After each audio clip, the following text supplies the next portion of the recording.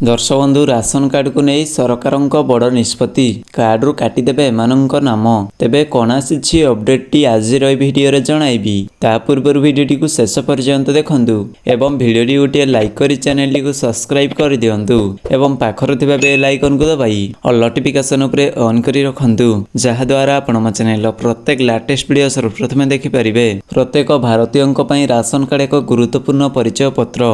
देशवासी को संपूर्ण मागणा राशन सुविधा जोगाइबा पई एक डॉक्यूमेंट भाव में एही कार्ड आवश्यक। एथर केंद्र सरकार एही राशन कार्ड को नहीं एक बड़ पदक्षेप नैछंती।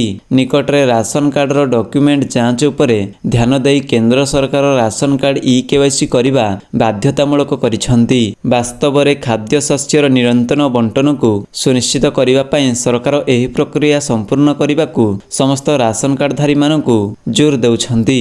वर्तमान एही राशन कार्ड केवाईसी करिबा पई समय सीमा वृद्धि करने केंद्र सरकार निष्पत्ति नैछंती। मोदी सरकारक विज्ञप्ति अनुसार जदि आपण मागणा खाद्य शस्य पाइबाकू चाहुछंती और आपणकर राशन जोगाण दीर्घ समय पर्यंत बाधा प्राप्त हेबाकू चाहुछंती तेबे राशन कार्ड ई-केवाईसी संपूर्ण करिबा आवश्यक।